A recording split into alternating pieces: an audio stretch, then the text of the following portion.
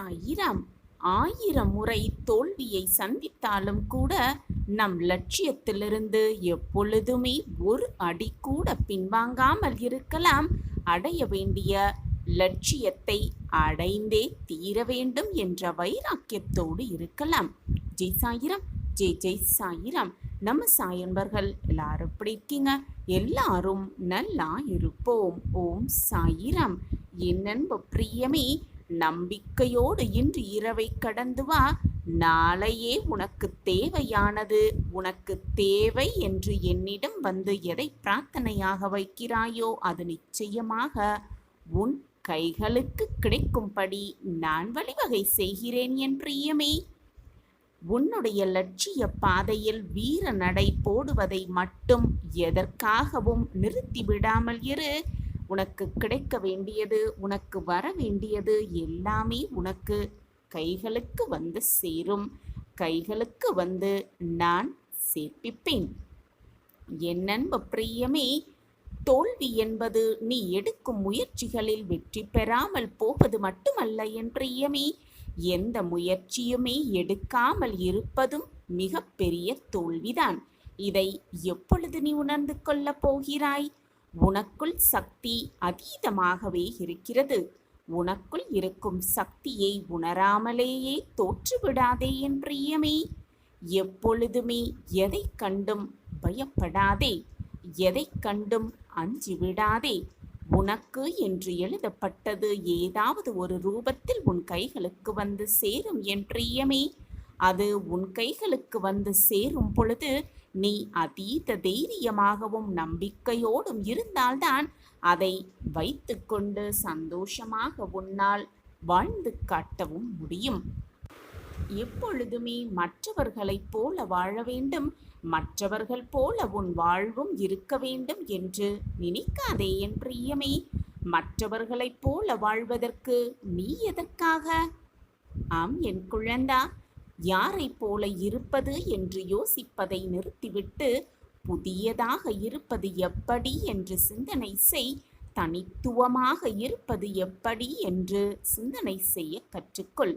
நீ நீயாகவே இருப்பது எப்படி என்று யோசிப்பது மிக மிக சிறந்தது. மற்றவர்களின் அடையாளத்தின் பின்பாக பாதுகாப்பாக நின்று கொள்வதை விட உன்னுடைய தனித்துவமான அடையாளம் என்ன என்பதை கண்டுபிடித்து அதன் பின்னால் ஓடப்பழகு. ஆம் என் பிரியமே, அதற்கு பின்பாக ஓடப்பழகு. வாழ்க்கை உன்னை கண்டிப்பாக உயர்த்தும். பிரம்மாண்டமான உயரத்திற்கு உன்னை அழைத்து செல்லும். என் அன்பு பிரியமே, எது நடந்தாலும் நடப்பது அனைத்தும் நன்மைக்கே என்று எடுத்துக்கொள்ள பழகு. ஏதோ ஒரு காரணத்திற்காகத்தான் எல்லாம் நடக்கிறது என்பதை உன் மனதால் நம்பு. காரணமில்லாமல் எதுவுமே இங்கு நடைபெறாது. ஆம் என் பிரியமே, எதுவுமே இங்கு நடக்காது. வாழ்க்கையில் இப்பொழுது உன்னிடம் உனக்கு தேவையானது வேண்டுமானால் இல்லாமல் இருக்கலாம், வழி தெரியாமல் இருக்கலாம். அதற்காக வழிகாட்டுகிறேன் என்று உனக்கு விருப்பமே இல்லாத வழியை யாராவது உனக்கு காண்பித்தால் அதில் நீ மாட்டிக்கொள்ளாதே என் பிரியமே. அது உனக்கான சரியான வழியா என்பதை நீ சிந்தித்துதான் அந்த வழியை ஏற்படுத்தி கொள்ள வேண்டும், பயன்படுத்தி கொள்ள வேண்டும். ஆம் என் பிரியமே, எப்பொழுதுமே ஆராய்ந்து சுதாரிப்பாக இருக்க கற்றுக்கொள். ஏனென்றால் எது வேண்டுமானாலும் எப்பொழுது வேண்டுமானாலும் நிகழலாம். என் அன்பு பிரியமே, உனக்குள் சக்தி அதீதமாகவே இருக்கிறது. உனக்குள் இருக்கும் சக்தியை உணராமலேயே தோற்றுவிடாதே என் பிரியமே. எல்லாவற்றுக்கும் குறுக்கு வழியை தேடிக்கொண்டே இருக்காதே. குறுக்கு வழி சீக்கிரமாக சென்று சேர்ந்துவிடும்தான், அதில் தவறே இல்லை. நேர் வழி நேரமெடுத்தாலும் நேர்த்தியான பாதையில் உன்னை நடத்தி செல்லும் என்பதுதான் நிதர்சனமான உண்மை. ஆம் என் பிரியமே, நம்பிக்கையோடு இரு. எப்பொழுதும் நம்பிக்கையோடு நீ இருந்தால் யார் முன்பாகவும் தலை வணங்க வேண்டிய அவசியமே இல்லை. உன் மீது நீ கொண்டிருக்கும் நம்பிக்கை மட்டும் எப்பொழுதும் சிதைந்து விடாமல் இருக்க பார்த்துக்கொள் என் பிரியமே. சிதைந்து விடாமல் இருக்க பார்த்துக்கொள். உனக்குள் ஒரு பேராற்றல் ஒளிந்திருக்கிறது. அது வெளியே வரும் தருணம் அதை எதிர்த்து நிற்கும் அனைத்து தடைகளும் தலை தெறிக்க ஓடிவிடும் என் பிரியமே. உனக்குள் இருக்கும் சக்தி அதீதமானது என்பதை எப்பொழுதுதான் நீ உணர்ந்து கொள்ளப் போகிறாய்? உனக்குள் இருக்கும் பேராற்றல் எது என்பதை முதலில் நீதான் கண்டுபிடிக்க வேண்டும். அதுதான் உன்னை வாழ்வில் உயர்வடைய வைக்கப் போகிறது என்பதுதான் நிச்சயமான உண்மை. தோல்விகள் வந்தால் அதை மகிழ்ச்சியோடு ஏற்றுக்கொள்ள பழகிக்கொள் என் பிரியமே. 1000 தடைகள் வந்தாலும் அதை தடைத்து எறிந்து துடைத்து எறிந்து வீர நடை போடுவதுதான் உன் வெற்றிக்கான அடையாளம். சிகரத்தை அடைவதற்கு சுலபமான வழி என்று எதுவுமே கிடையாது என் பிரியமே. சிகரத்தை அடைந்தவர்கள் யாருமே அதை சுலபமாக சென்றடையவில்லை என்பதுதான் நிச்சயமான உண்மை. வாழ்க்கையில் சில சந்தோஷங்களை அனுபவிக்க வேண்டுமென்றால் பலவிதமான சிரமங்களை கடந்துதான் ஆக வேண்டும். ஆம் என் பிரியமே, கடந்துதான் ஆக வேண்டும். உனக்குள் எழுகின்ற சிந்தனை ஓட்டத்தை அடக்க நினைப்பது ஆம் என் பிரியமே தவறான ஒன்று. உன் சிந்தனைகளை அடக்க நினைக்காதே. அது என்ன என்பதை அறிந்து கொள்ள முயற்சி செய். அப்பொழுதுதான் அனைத்தையும் உன்னால் மிக சுலபமாக கடந்து செல்ல முடியும். வாழ்க்கையில் எல்லாவற்றையுமே விளையாட்டாக எடுத்துக்கொள்ளாதே என் பிரியமே. விளையாட்டாக எடுத்துக்கொள்ளும் சிலவற்றில்தான் பல முறை தோல்விகளை சந்திக்க நேரிடும். உனக்கு பிடிக்காமல் போன தருணங்கள் உன்னுடைய வாழ்வில் வந்திருக்கிறது என்றால், உன்னுடைய வாழ்வில் இருக்கிறது என்றால் சரியான திசையில்தான் நீ பயணம் செய்து கொண்டிருக்கிறாய் என்றுதான் அர்த்தம். ஆம் என் பிரியமே, அதுதான் அர்த்தம். உனக்கு பிடித்தமான வழியை விரைவாகவே உன்னிடம் அது கொண்டு வந்து சேர்க்கும் என் பிரியமே. நிச்சயமாக சேர்க்கும். நீ பெற்ற வெற்றியை மறந்தாலும் பரவாயில்லை என் பிரியமே. நீ அடைந்த தோல்வியை மறந்தாலும் அதில் தவறே இல்லை. ஆனால் நீ சந்தித்த அவமானங்களை மட்டும் எப்பொழுதும் மறந்து விடாதே. நீ அனுபவிக்கும் எந்த வழியையும் உன்னால் தாங்கிக் கொள்ள முடியும்தான். உன்னால் அதை சகித்து கொள்ளவும் முடியும்தான். அது அனைத்துமே காலப்போக்கில் சரியாகிவிடக் கூடியதுதான். ஆனால் அவமானங்கள் தந்த வழிகளை மட்டும் என்றுமே மறந்து விடாதே. யாரும் அறியாத உனக்கு மட்டும் தெரிந்த உன்னுடைய மன வழிகள்தான் உன்னுடைய லட்சியங்கள், உன்னுடைய இலக்குகளை அடைய உனக்கு உத்வேகமாக இருக்கும் என்பதை மட்டும் மறந்து விடாதே. நீ பயணிக்கும் பாதைகள் இருள் சூழ்ந்ததாக இருந்தால் பயந்து போய் பயணத்தை பாதியில் நிறுத்திவிடாதே என் பிரியமே. பாதியிலேயே நிறுத்திவிடாதே. உன் பாதையில் வெளிச்சம் தர வேறு யாராவது வருவார்கள் என்று மட்டும் எதிர்பார்த்து நிற்காதே. உன்னுடைய பாதைக்கான வெளிச்சத்தை நீயே உருவாக்கு. நீ ஆசைப்படும் ஒன்றை அடைவதற்காக முயற்சி செய்துவிட்டு தோற்றாலும் பரவாயில்லை என் பிரியமே. கவலையே படாதே. அதற்காக எந்த முயற்சியுமே எடுக்காமல் இருப்பதுதான் மிகப்பெரிய தோல்வி என்பதை புரிந்து கொள். இது உன்னுடைய வாழ்வு. யார் என்ன சொல்வார்கள் என்று எதற்காகவும் தயங்கி நின்று விடாதே. யார் என்ன சொன்னாலும் உனக்கு பிடித்ததை அடைய உன்னால் முடிந்ததை செய்து கொண்டே இரு. அடையும் வரை செய்து கொண்டே இரு. உழைத்து கொண்டே இரு. போராடி கொண்டே இரு. அடைந்தே தீருவாய் நிச்சயமாக. கடந்த காலத்தில் நீ செய்த தவறுகளை திருத்திக் கொள்ள வாழ்வு அனுமதிப்பது இல்லை என் பிரியமே. ஆனால் ஒவ்வொரு நாளும் கடந்த காலத்தை விட சிறப்பாக வாழ அனைத்து வாய்ப்புகளையும் உனக்கு தந்து கொண்டுதான் இருக்கிறது உன்னுடைய வாழ்க்கை. அதுதான் நிச்சயமான உண்மையும் கூட.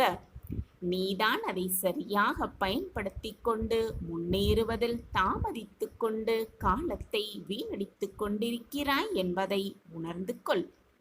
என் அன்பு பிரியமே, உனக்குள் இருக்கும் பேராற்றல் என்ன என்பதை புரிந்து கொண்டு அதை சரியாக பயன்படுத்த கற்றுக்கொள். உனக்குள் இருக்கும் சக்தியை உணராமலேயே தோற்றுவிடாதே என் பிரியமே. உனக்கான பாதையை தேடாதே, உனக்கான பாதையை நீயே உருவாக்க கற்றுக்கொள். அனைத்தும் உன் வசமாகும்.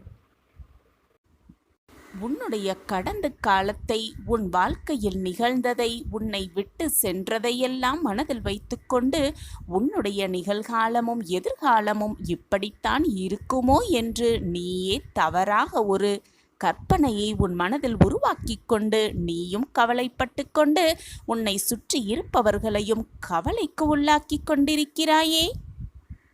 நான் நிச்சயமாக சொல்கிறேன், சத்தியமாக சொல்கிறேன், உன்னுடைய கடந்த காலத்தை போன்று உன்னுடைய நிகழ்காலமோ அல்லது எதிர்காலமோ சர்வ நிச்சயமாக இருக்கவே இருக்காது. ஏன் நான் அப்படி சொல்கிறேன், உனக்கு புரிகிறதா? புரியவில்லையா? புரியவில்லை என்றால் இதை கவனமாக கேள். இந்த உலகம் சுழன்று கொண்டுதானே இருக்கிறது, வாழ்க்கையும் போய்கொண்டுதானே இருக்கிறது. நடந்த நிகழ்வுகள், உன் வாழ்க்கையில் நீ கடந்து வந்த நாட்கள் அனைத்தும் மீண்டும் உனக்கு கிடைக்க சாத்தியமே இல்லைதானே.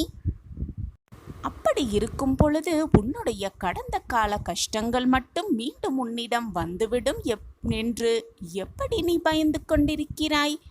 எதற்காக இந்த பயம் உன் மனதில் வந்து கொண்டிருக்கிறது? அனைத்தையும் கடந்து வந்து விட்டாய். ஒரு முறை பிரச்சனை, குழப்பம், வேதனை என்று நீ சந்தித்த ஒன்றை மீண்டும் சந்திப்பதற்கான வாய்ப்பு உனக்கு இருக்கவே இருக்காது. உன் வாழ்க்கையில் அது நிகழவும் நிகழாது, மீண்டும் உன்னை நெருங்கவும் நெருங்காது. நான் உனக்கு மீண்டும் மீண்டும் வலியுறுத்தி கொண்டே இருக்கிறேன். வாழ்க்கை என்பது இன்பமும் துன்பமும் மாறி மாறி வந்து கொண்டுதான் இருக்கும். எதுவுமே இங்கு நிலையானதும் அல்ல, நிரந்தரமானதும் அல்ல என்பதை நான் உனக்கு வலியுறுத்தி கொண்டுதானே இருக்கிறேன். நீ துன்பத்தை கடந்திருந்தால் இப்பொழுது உனக்கு இன்பம்தானே காத்து கொண்டிருக்கும். உன் வாழ்க்கையில் இன்பமயமான சூழல்தானே உன்னை நெருங்கிக் கொண்டிருக்கும். சற்று நன்றாக சிந்தித்துப் பார். உன்னுடைய கடந்த காலத்தில் நீ என்ன அனுபவித்துக் கொண்டிருந்தாய்? இப்பொழுது நடந்து கொண்டிருக்கும் இந்த நிகழ்காலத்தில் நீ என்ன அனுபவித்துக் கொண்டிருக்கிறாய்? இப்பொழுது நீ கஷ்ட காலத்தில் இருந்து கொண்டிருந்தால், துன்பத்தை சந்தித்து கொண்டிருந்தால் உன்னுடைய எதிர்காலம் எப்படி துன்பமாகவே இருக்கும்? இன்பம்தானே வர வேண்டும். துன்பத்திற்கு பின் இன்பம்தானே வரும். உன் கடந்த காலத்தில் நீ துன்பத்தை அனுபவித்திருந்தால் இப்பொழுது இன்பமாக வாழ்ந்து கொண்டிருப்பாய்தானே. இதில் ஏன் உனக்கு இவ்வளவு சந்தேகம்?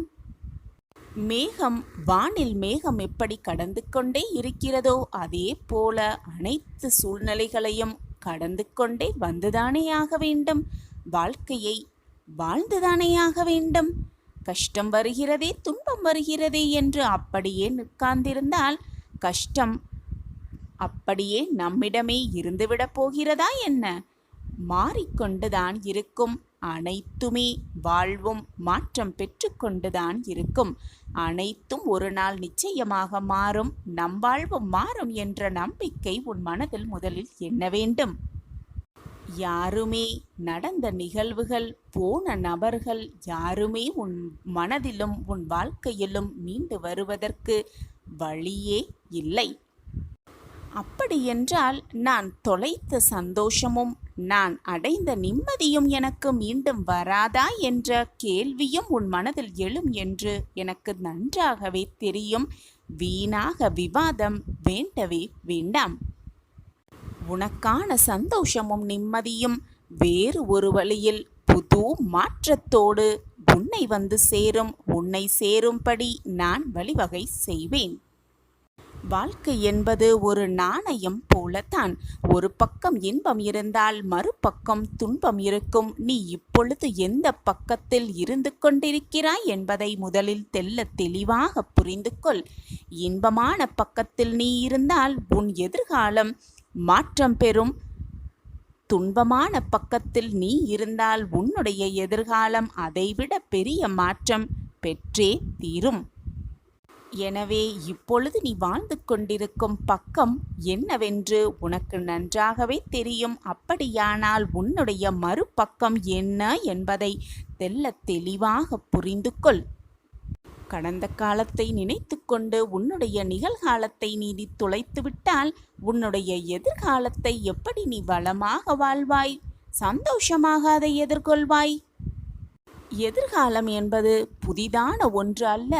முடிந்து போன கடந்த காலத்தையும் நடந்து கொண்டிருக்கும் நிகழ்காலத்தையும் வைத்தே எதிர்காலம் எப்படி இருக்கும், எப்படி மாற்றம் பெறும் என்பதை யாராலும் மிக சுலபமாக கணித்துவிட முடியும். உன்னுடைய கடந்த காலத்தில் மற்றவர்களுக்கு எந்த துரோகமும் நீ செய்யாமல் இருந்தால், உன்னுடைய கடந்த காலத்தில் மற்றவர்களுக்கு மறந்தும் கூட எந்த தீங்கும் செய்யாமல் இருந்திருந்தால், உன்னுடைய கடந்த காலத்தில் மற்றவர்களுக்கு நீ அதிகமாக உதவிகள் செய்திருந்தால், உன்னுடைய கடந்த காலத்தில் தேவை என்று உன்னிடம் வருபவர்களிடம் உன்னால் முடிந்த அத்தனை உதவிகளையும் பாசத்தையும் அவர்களுக்கு நீ கொடுத்திருந்தால் உன்னுடைய எதிர்காலம் சர்வ நிச்சயமாக ஆசிர்வதிக்கப்பட்ட ஒன்றாகவே இருக்கும். வளமான பிரகாசமான எதிர்காலமாகவே இருக்கும்.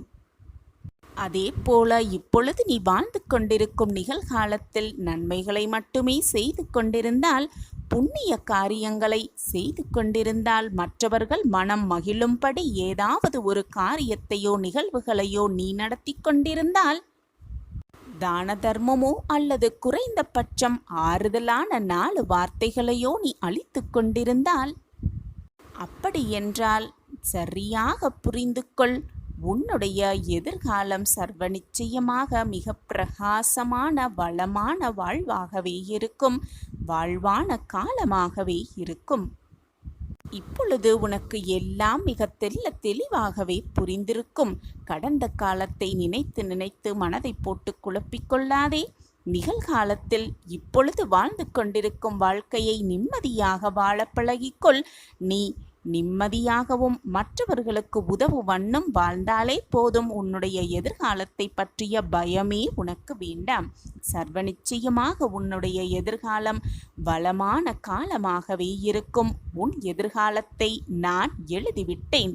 உன் சாயப்பா உன்னோடு இருக்கும் வரை எதற்குமே நீ கவலைப்படவோ வேதனைப்படவோ அவசியமே இல்லை. ஏனென்றால் இது உன் வாழ்க்கை. இந்த கிடைத்திருக்கும் அற்புதமான பொக்கிஷமான வாழ்க்கையை சந்தோஷமாக வாழ், நிம்மதியாக வாழ். மற்றவர்களிடத்தில் அதிக உரிமை இருக்கிறது என்று நினைத்து கொண்டு அதிகமாக பேசி வருந்துவதை விட மௌனமாக இருந்து மற்றவர்களுக்கு தொல்லை தராமல் இருப்பதே மிகவும் நல்லது. உன் வாழ்க்கையை நீ பார். உன்னை மாதிரியே மற்றவர்களையும் நல்லவர்களாகவே எப்பொழுதும் நினைத்து விடாதே.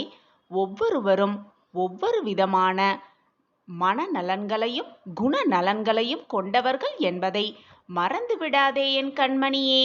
பணம் மகிழ்ச்சியை தரலாம், ஆனால் நல்ல குணத்தை தராது.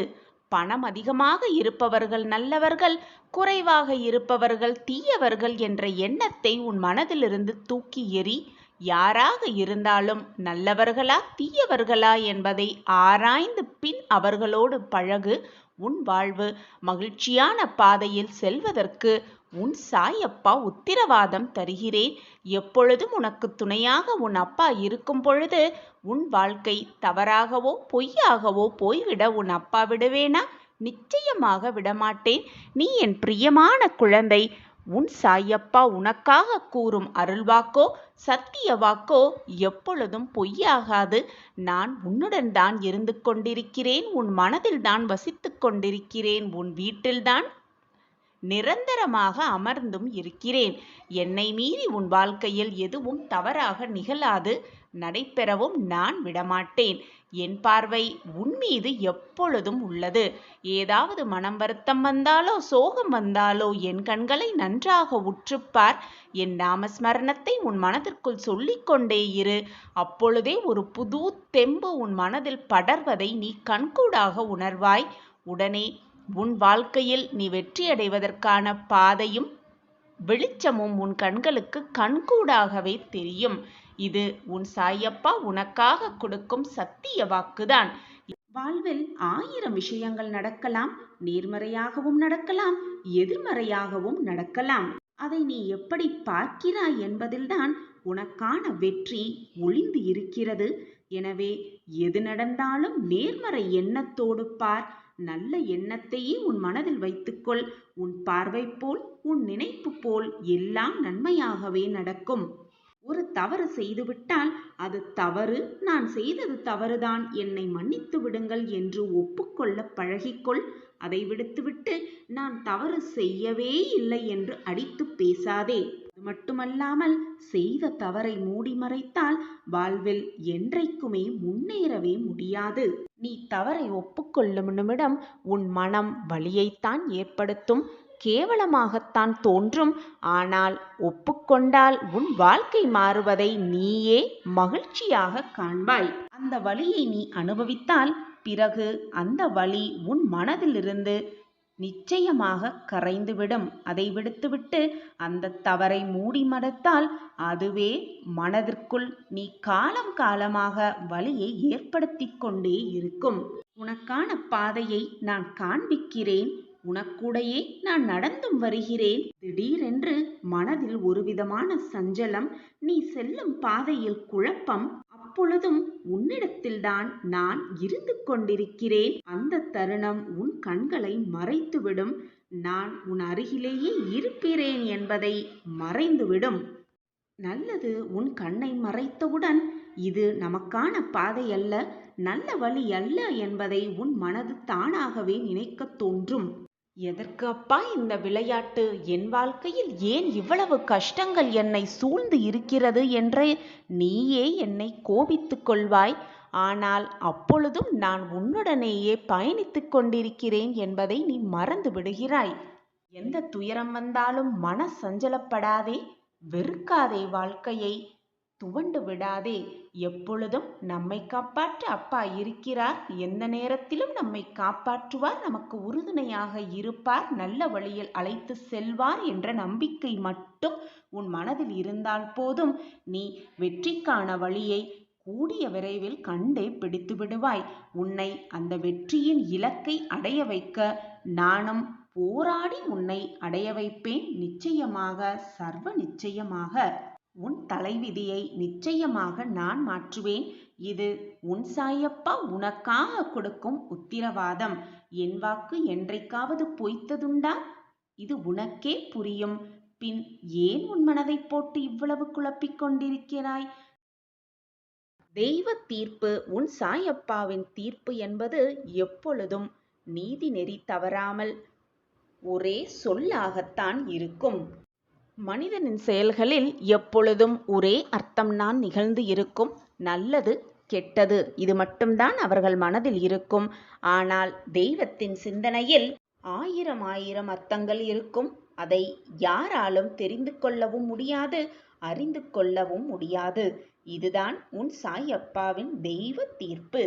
உன் அப்பாவாக, உன் அம்மாவாக எப்பொழுதும் நான் உன்னை அரவணைப்பேன். இந்த உலகத்தில் உன்னை சுற்றி இருக்கும் சக மனிதர்களைப் பற்றி எப்பொழுதுதான் நீ புரிந்து கொள்ளப் போகிறாய்? உன்னை பற்றி உன்னை மாதிரியே மற்றவர்களையும் நினைத்து கொண்டு எல்லோரிடமும் போய் சரிசமமாக பழகுகிறாய். ஆனால் சில பேர் உன்னை ஏமாற்றி விடுகிறார்கள். சில பேர் உன்னை ஏளனமாக பார்க்கிறார்கள். சில பேர் அனுபவிப்பதை அனுபவித்து கொண்டு ஒதுங்கி விடுகிறார்கள். உன்னைப்போல் மற்றவர்களையும் சரிசமமாக நினைத்து விடாதே. உன்னைப்போல் அனைவரும் நல்லவர்களாகவே இருக்க வேண்டும் என்ற விதிவிலக்கு அல்ல. குழந்தையே, ஏன் எல்லோரிடத்திலும் தேவையற்ற பாசத்தை வைத்து அவர்கள் உன்னை வெறுக்கின்ற நிலைமைக்கு நீயே போகிறாய்? அது மட்டுமில்லாமல் சில விஷயத்தை பெரிதாக நினைத்துக்கொண்டு உன் மனதை நீயே குழப்பிக் கொண்டிருக்கிறாய். வேண்டாத சிந்தனைகளையெல்லாம் உன் மனதில் ஓடவிட்டு உன் வாழ்க்கையை நீயே கஷ்டப்படுத்திக் கொண்டிருக்கிறாய். உனக்கு வெளியில் இருக்கும் கஷ்டத்தைக் காட்டிலும் உன் மனதில் நீ யோசிக்கும் எண்ணமும் அதன் வெளிப்பாடும் நீ மற்றவர்களிடத்தில் பேசும் வார்த்தைகளால்தான் நீ செய்வதறியாது சக்தி இல்லாமல் தளர்ந்து நம்பிக்கையே இல்லாமல் காணப்படுகிறாய். குழந்தையே, மற்றவர்களிடத்தில் எதையுமே எதிர்பார்க்காதே. எதிர்பார்ப்புகள் நிறைந்தால்தான் ஏமாற்றம் வரும்பொழுது அதை தாங்கிக் கொள்ள முடியாமல் உன் மனம் வேதனையில் தவிக்கிறது. அதை பார்த்து என்னாலும் தாங்கிக் கொள்ள முடியவில்லை, என் பிரியமான கண்மணி வருந்தும் பொழுது நான் எப்படி நிம்மதியாக இருப்பேன் என்று நீ நினைக்கிறாய். நிச்சயமாக மாட்டேன். நானும் உன் மனதில் இருந்து கொண்டு வருந்திக் கொண்டுதான் இருக்கிறேன், அழுது கொண்டுதான் இருக்கிறேன், மனவேதனைப்பட்டு கொண்டுதான் இருக்கிறேன். கலங்காதே, உன் விதி மாறப்போகிறது.